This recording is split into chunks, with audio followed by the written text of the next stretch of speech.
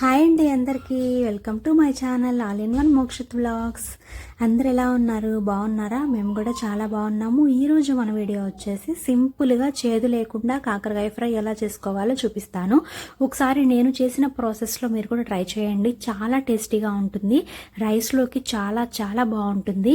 ముందుగా నేనైతే ఇక్కడ ఒక 1/2 కిలో కాకరకాయలను అయితే తీసుకున్నాను. వీటికి ఉన్న 2 ఎండ్స్ని కూడా కట్ చేసేసుకోవాలి. ఇలా అన్నీ కూడా కట్ చేసుకొని పక్కన పెట్టుకోవాలి.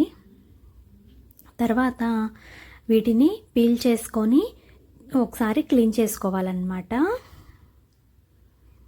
ఈ ప్రాసెస్లో ఎవరు చేసి ఉండరేమో నాకు తెలిసినంతవరకు. ఇలా ఒకసారి ట్రై చేయండి. టేస్ట్ అయితే నెక్స్ట్ లెవెల్ ఉంటుంది.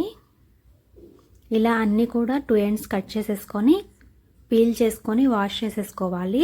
తర్వాత వీటిని ఇలా మిడిల్కి కట్ చేసుకోవాలన్నమాట. నేను ఇక్కడ కొంచెం పొడవు కాకరకాయలే తీసుకున్నాను. మీరు చిన్న కాకరకాయలైనా కానీ బాగుంటుంది టేస్ట్.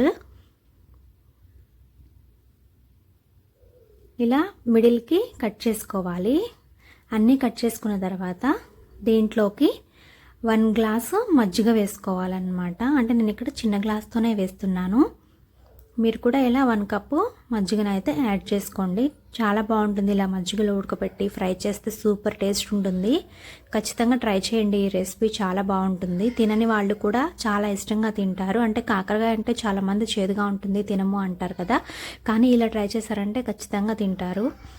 మజ్జిగ వేసిన తర్వాత దీంట్లోకి 1 స్పూను సాల్ట్ వేసుకోవాలి. సాల్ట్ వేసిన తర్వాత దీనిని ఒకసారి మిక్స్ చేసుకొని స్టవ్ మీద పెట్టుకొని లో ఫ్లేమ్లో మూత పెట్టేసి ఉడికించుకోవాలి.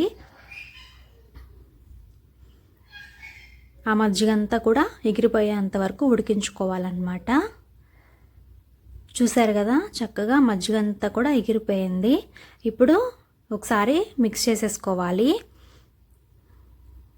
అంటే మొత్తం కూడా డ్రై అయిపోవాలన్నమాట. మజ్జిగ ఏమీ లేకుండా ఉండాలి. చూసారు కదా, ఇలా ఉడికిపోయినాయి. ఇప్పుడు వీటిని ఒక ప్లేట్లో వేసుకొని వీటిని చల్లారబెట్టేసుకుందాము.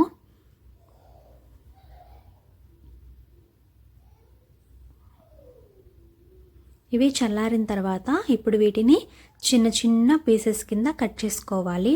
పెద్ద పీసెస్ కట్ చేసుకున్నా పర్లేదు, ఇలా చిన్న పీసెస్ కట్ చేసుకుంటే చాలా బాగుంటాయి. అన్నీ కూడా ఇలా చిన్న చిన్న పీసెస్గా కట్ చేసుకోవాలి.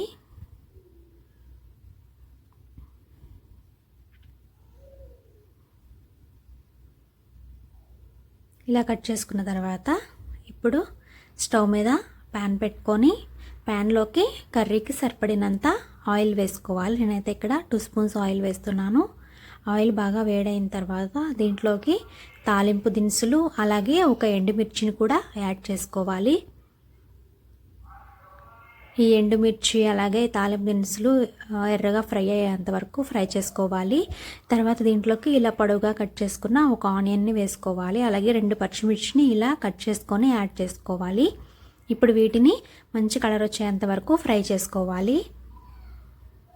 ఆనియన్స్ మంచిగా ఫ్రై అయితే బాగుంటుంది.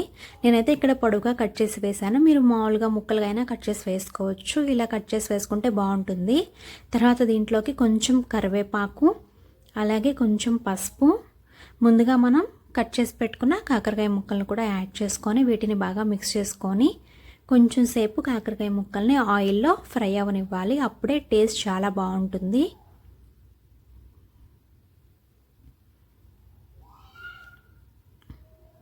నేనైతే ఇక్కడ సాల్ట్ వేయట్లేదు. ఆల్రెడీ మజ్జిగలో ఉడికేటప్పుడు మనం సాల్ట్ వేసాం కదా, నెక్స్ట్ కారంలో కూడా సాల్ట్ వేస్తాను, అందుకే వేయట్లేదు. ఇలా మూత పెట్టేసి కాకరకాయ ముక్కల్ని మంచిగా ఆయిల్లో కొంచెం సేపు మగ్గించుకోవాలి. చూసారు కదా, ఇప్పుడు కాకరకాయలు అయితే చక్కగా ఫ్రై అయిపోయినాయి.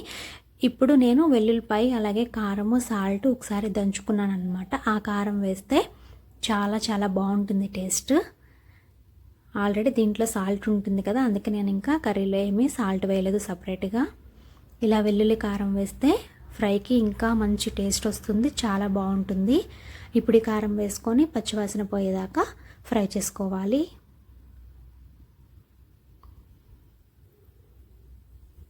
ఇప్పుడు కారం కూడా ఫ్రై అయిపోయింది కదా, ఫైనల్గా సన్నగా తరిగి పెట్టుకున్న కొత్తిమీరను కూడా వేసుకొని ఒకసారి మిక్స్ చేసేసుకొని స్టవ్ ఆఫ్ చేసుకుంటే ఇక కాకరకాయ ఫ్రై రెడీ అయిపోతుంది. రైస్లోకి చాలా చాలా బాగుంటుంది. ఒకసారి ఈ ప్రాసెస్లో ఖచ్చితంగా మీరు ఈ ఫ్రైని ట్రై చేయండి. మీకు ఎలా వచ్చింది అనేది అయితే కామెంట్స్లో షేర్ చేయండి. టేస్ట్ అయితే చాలా బాగుంటుంది. కాకరకాయ తినని వాళ్ళు ఖచ్చితంగా ఇలా చేసి పెట్టండి, చాలా చాలా ఇష్టంగా తింటారు. మంచి టేస్ట్ వస్తుందన్నమాట ఫ్రైకి. మీరు కూడా ఒకసారి ట్రై చేసేయండి.